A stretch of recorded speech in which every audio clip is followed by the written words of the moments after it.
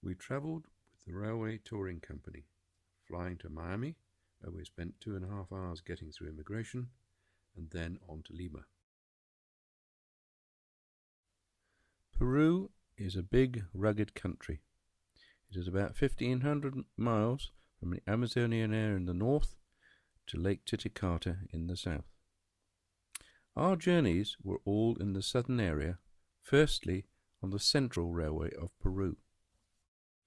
We started in Callao, the port of Lima, with a visit to the workshops of the Central Railway. We were escorted down the yard and then into the various workshops. The roundhouse was quite well occupied, with a mixture of functional and dead locomotives.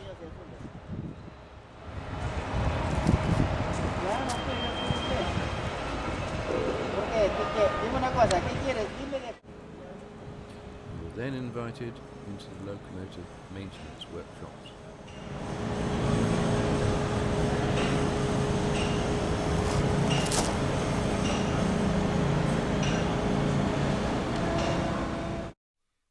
Note the antique British hoist, still in regular use.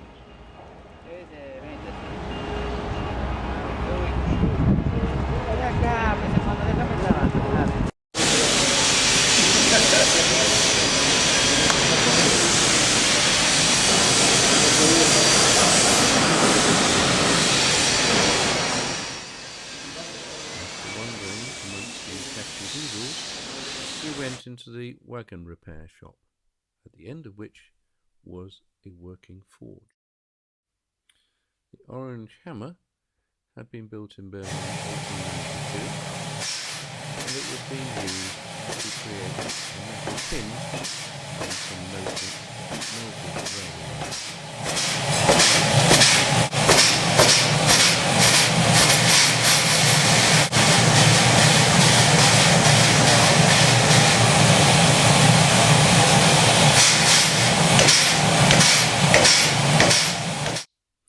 This antique British saw was being used to cut another piece of rail, I think largely.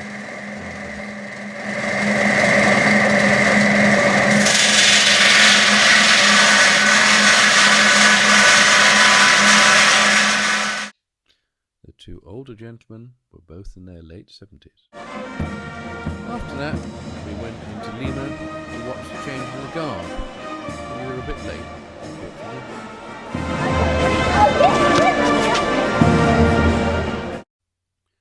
We had a wander around the main square and a look into the cathedral.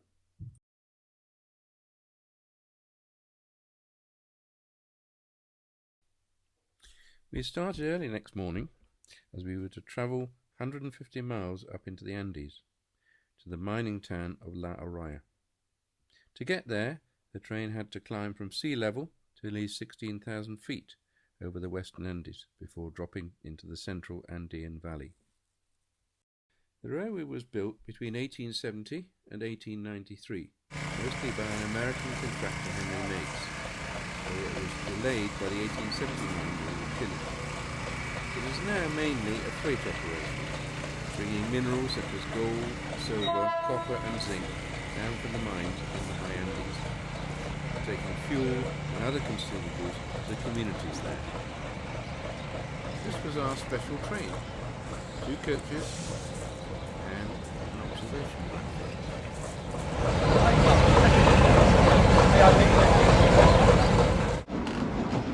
We set off through the Lima Merc and up back down.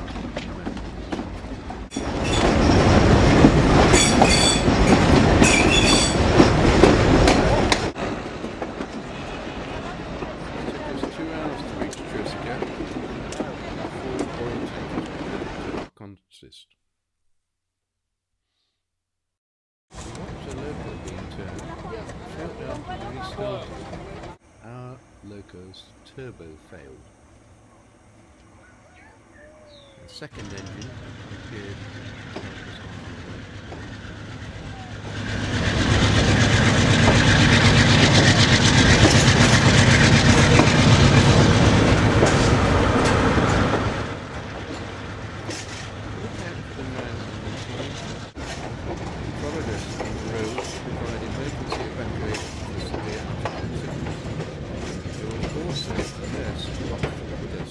train.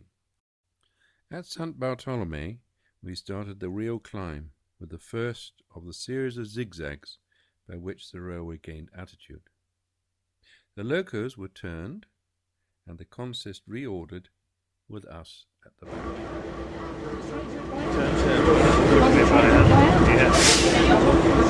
Working as well.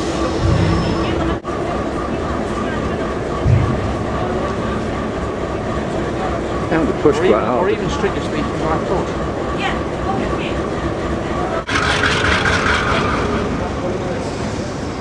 So what happens? We go back the other way now?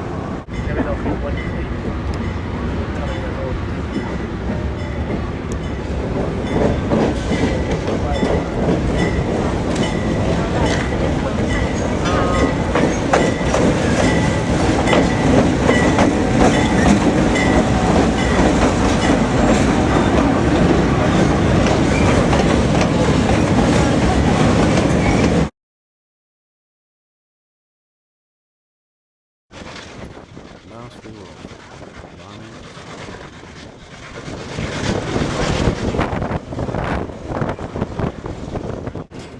Looking down, it's like being in a model railway system.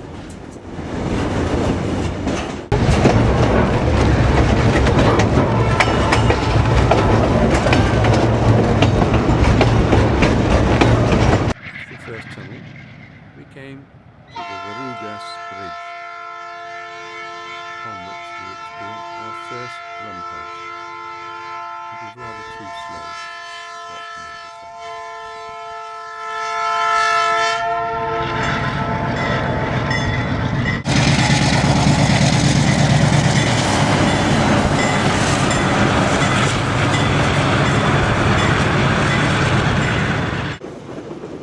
Off again.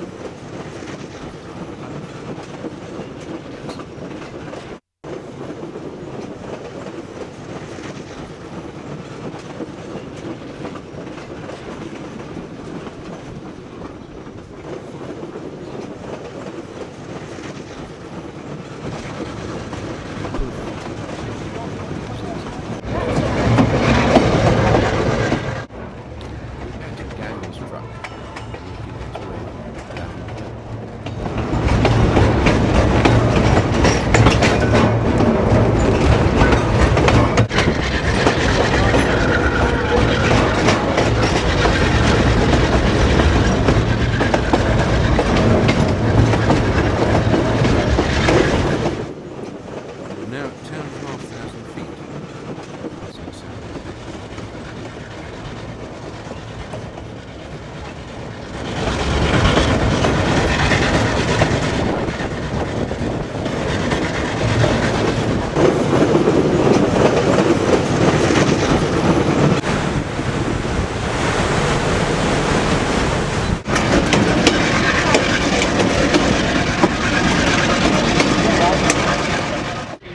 Here's the road again.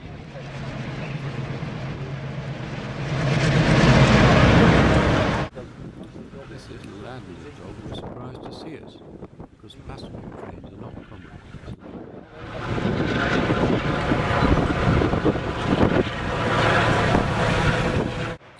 Our second run pass was at the Callao zigzag, 11,000 feet up and 8 hours from our daily start.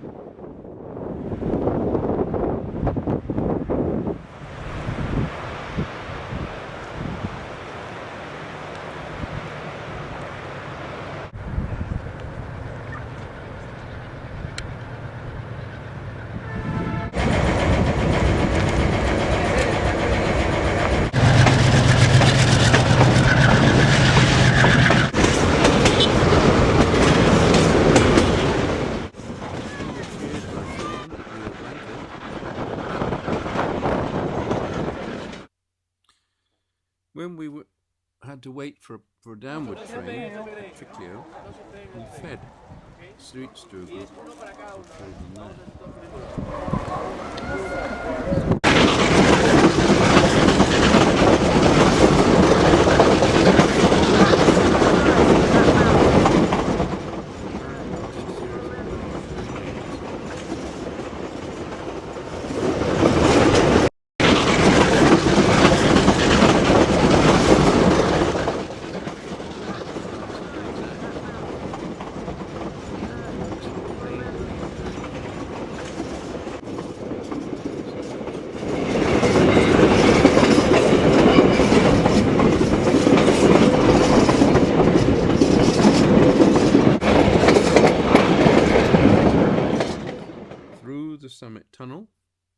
and then out to Galera on the other side. The views were amazing, but there wasn't much oxygen. I felt as though I was walking round on cotton wool. Quite a lot of the party needed oxygen from the nurse, which probably explains why there isn't a regular passenger service.